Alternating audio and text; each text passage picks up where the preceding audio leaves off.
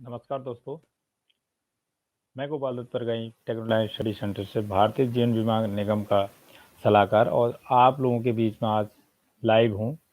आप लोगों की जो भी क्वेरीज हैं आप पूछ सकते हैं लाइफ इंश्योरेंस के रिगार्डिंग, और आप हमारे चैनल को सब्सक्राइब भी कर सकते हैं। और यदि आपका कोई फ़ायदा होता है तो आप ज़रूर आगे लोगों को भी रिकमेंड करें, और गूगल पे भी हमें आप सर्च कर सकते हैं। और साथ ही साथ आप किसी भी ऑल इंडिया सर्विसेज के लिए हमसे कांटेक्ट कर सकते हैं, मुझसे कांटेक्ट कर सकते हैं। आपकी हर परेशानी को किसी न किसी प्रकार से हल किया जाएगा। ये हमारी जो है पर्सनल आप लोगों से रिक्वेस्ट है कि किसी भी शाखा की कोई भी चीज़ सवाल आपको पूछना हो किसी भी रिगार्डिंग, तो आप पूछ सकते हैं। दोस्तों, आज का जो टॉपिक है जिसके बारे में मैंने बात करना चाहिए है, यदि आप लोग वीडियो को देख पा रहे हैं या आप लोग लाइव हैं, तो इस समय आप जो है दूसरे लोगों को भी शेयर करें। मेरा आज का जो टॉपिक है वो इंश्योरेंस अंडरराइटिंग को लेकर के है। काफ़ी सारे लोगों के दिमाग में ये क्वेश्चंस हैं, ये क्वेरीज हैं कि अंडरराइटिंग है क्या, और साथ ही साथ ये अंडरराइटिंग की ज़रूरत क्यों पड़ी, इसके बारे में हम लोग बात करेंगे। तो आप लोग फटाफट ज्वाइन हो जाइए जो भी लाइव हैं।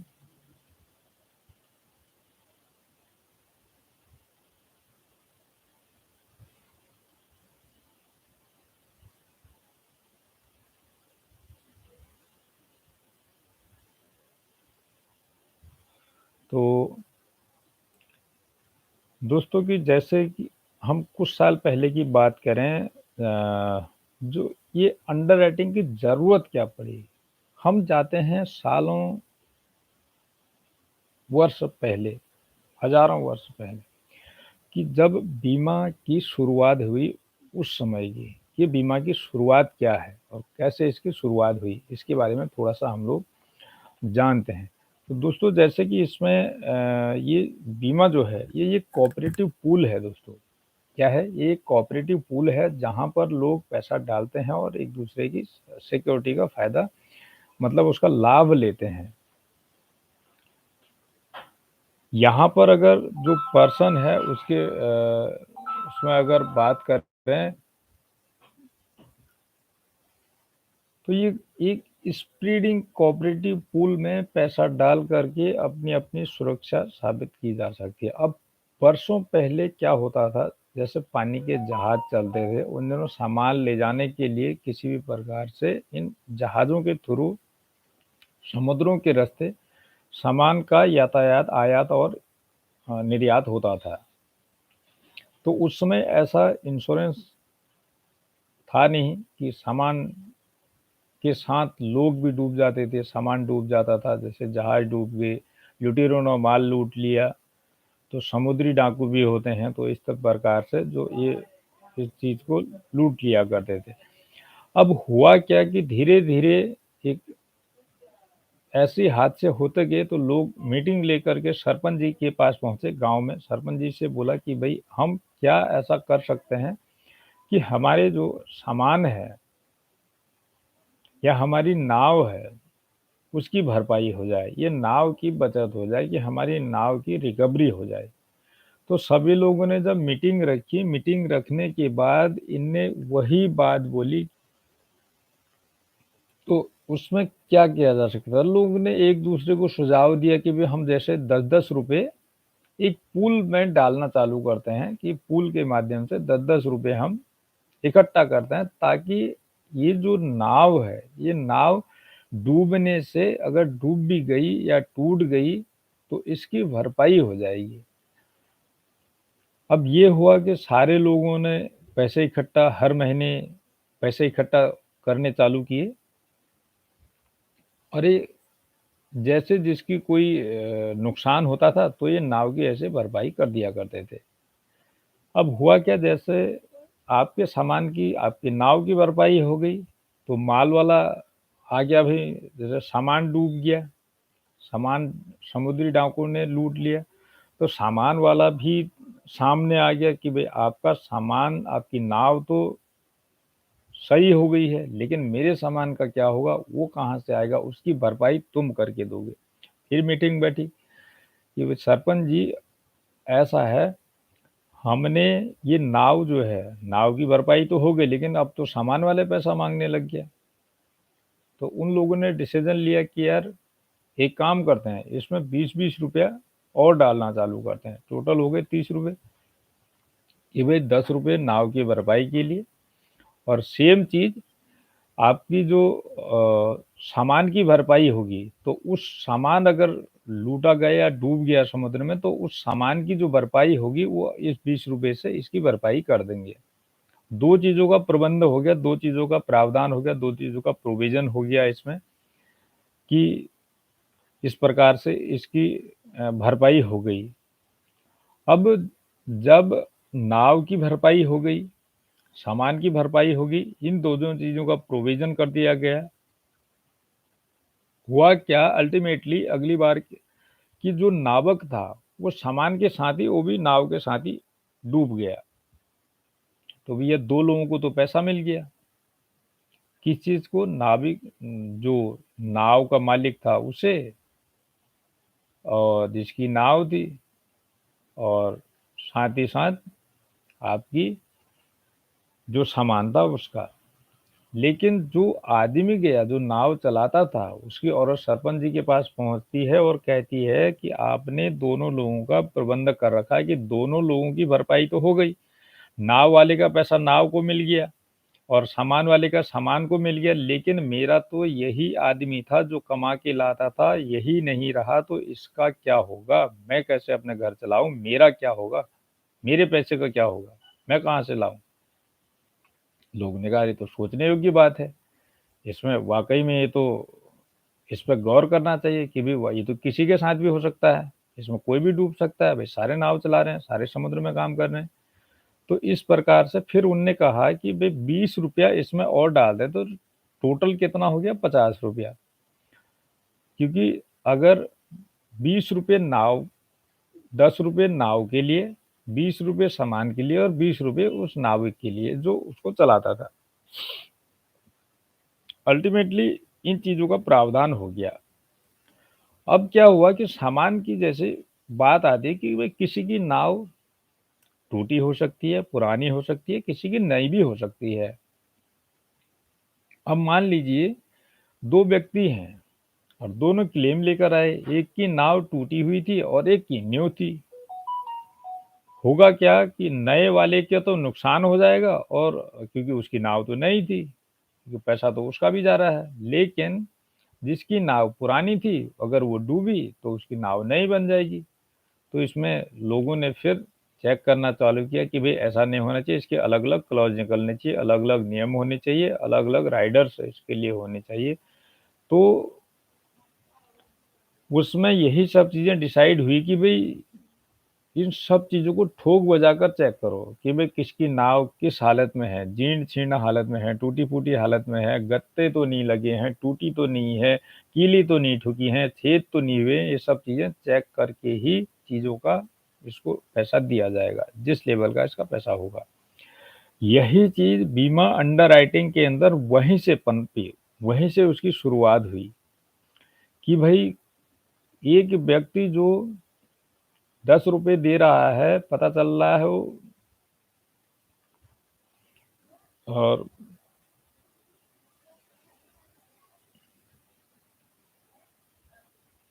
एक व्यक्ति वो है जो बिल्कुल स्वस्थ है, और दूसरा व्यक्ति वो है जो बिल्कुल जीर्ण शीर्ण हालत में है, बीमार रहता है, और उसके बढ़ने की संभावना भी ज़्यादा है।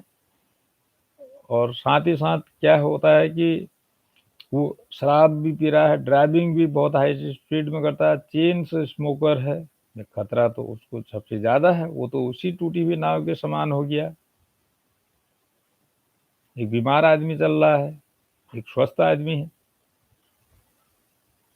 तो इसी कंडीशन से, इसी तरीके से अंडर राइटिंग्स की शुरुआत हुई, अंडर राइटिंग चालू हुआ कि भाई लोगों को चेक करो किस लेवल का कौन आदमी है, वो फाइनेंशियली ठीक है या नहीं है, या फिर वो फिज़िकली ठीक है या नहीं है, ये पता चल रहा है कोई हैंडीकैप है, पहले से ही वो टूटा हुआ है।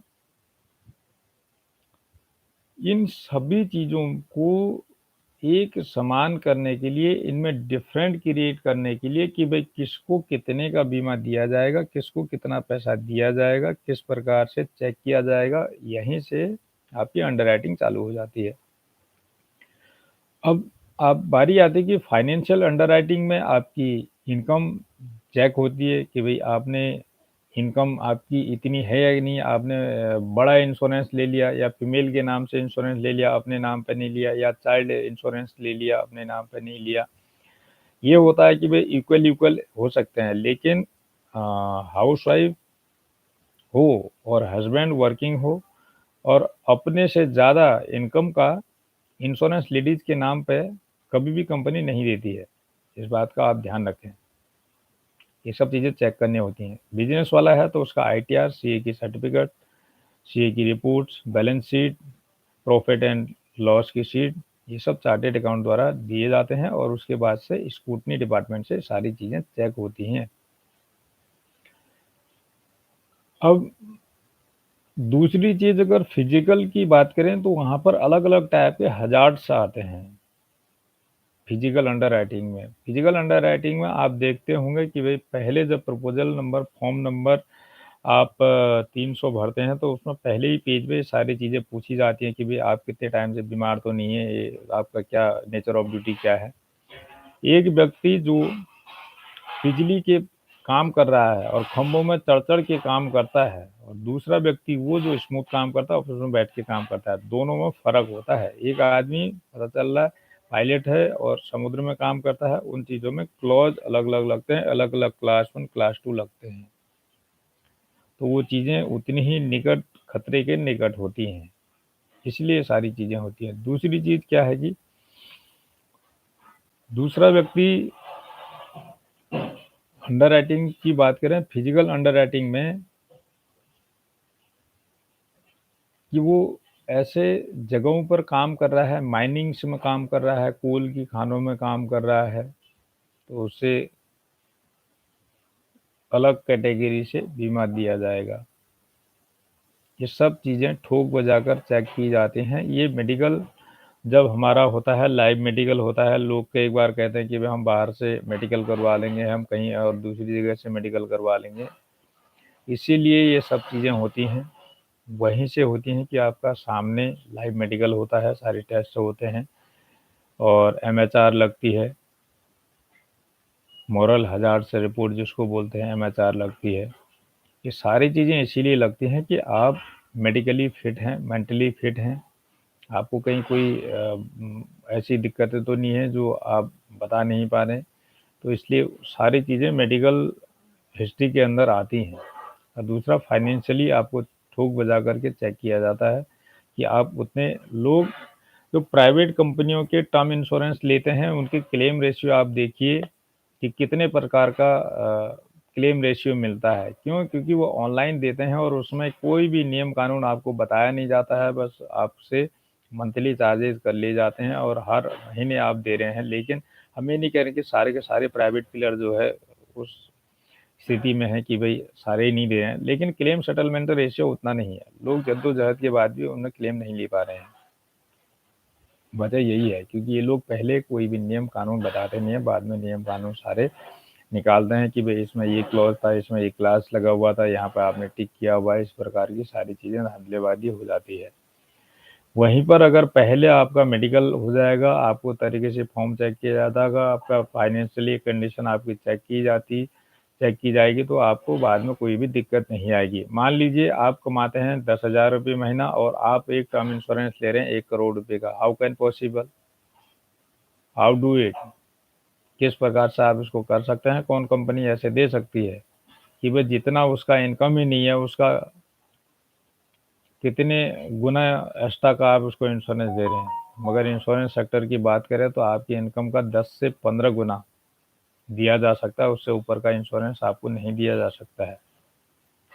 यहीं पे लोग बहुत ज़्यादा अभी कुछ टाइम पहले ही ऐसा डिसेबिलिटीज वाला दिल्ली के अंदर केस हुआ था, जो बंदों ने जो है 1 करोड़ रुपए का इंश्योरेंस लिया था और उनने डिसेबिलिटीज कवर कर लिया था, और उसमें उनने अपने ट्रेन से पैर करवा दिए थे, और साथ ही में वो उस केस से हार भी गए, क्योंकि कंपनी ने उनको यही बोला था कि आपको अगर एक्सीडेंट हुआ तो आप प्रूफ कर दीजिए, हम आपको आपका एक का क्लेम का पूरा पैसा दे देंगे, डिसेबिलिटीज कवर कर देंगे, मगर आपको प्रूफ करना होगा। कुछ ऐसी चीज़ें होती हैं जहाँ पर आप प्रूफ ही नहीं कर पाते, तो कंपनी को आप ब्लेम नहीं कर सकते हैं। आज की डेट में हर किसी भी प्रकार से आप लोगों को जानकारियाँ नहीं है कि 1 किस्त 2 किस्त जमा करने के बाद आज भी लोग पैसे को छोड़ दे रहे हैं, मगर ऐसा होता नहीं है, कंपनी सबका पैसा देती है। आप अपने बॉन्डों को फेंकिए मत। दोस्तों, ये तो थी एडिशनल चीज़ें, मैं जो बता रहा हूँ ये हमारे सब्जेक्ट से रिलेटेड है नहीं है, लेकिन मैं फिर भी आपको जानकारी के लिए बता रहा था। दोस्तों, आपको अंडरराइटिंग से रिगार्डिंग कोई भी अगर नोट्स चाहिए हो और किसी भी प्रकार की कोई क्वेरी हो, तो आप प्लीज़ एजेंट भाई जिनको इस चीज़ की ज़रूरत है, बीमा प्रिंसिपल, और ये 26 सब्जेक्ट हैं मेरे पास, 26 सब्जेक्ट में से आप किसी भी सब्जेक्ट की जानकारी चाहते हैं इंश्योरेंस के रिगार्डिंग, तो उसके मैं आपको नोट से दे सकता हूँ, लेकिन उसका चार्ज आपको पे करना होगा दोस्तों। अगर मैं आपको पूरे 26 सब्जेक्ट दूंगा, आप उसमें मास्टरी हासिल करना चाहते हैं, आप खूब आगे बढ़ना चाहते हैं, तो उसकी बहुत नॉमिनल सी कॉस्ट है, मात्र 1499 रुपये। 26 सब्जेक्ट मिलेंगे 1499 रुपये में लाइफ टाइम के लिए। इसकी PDF में आपको दे सकता हूँ यदि आपको किसी भी पर चाहिए तो आज के लिए इतना ही। मिलते हैं अगली लाइव सेशन पर जब कभी टाइम होगा। तो आपको यदि आगे जानकारी लेना हो, फ्री में आपको जानकारी चाहते हैं, तो आप लाइव में जुड़ें, हमारे साथ रहें और चैनल को सब्सक्राइब करें, साथ ही साथ बेल आइकन को दबाना ना भूलें। आज के लिए इतना ही। जय हिंद, जय भारत, बाय बाय।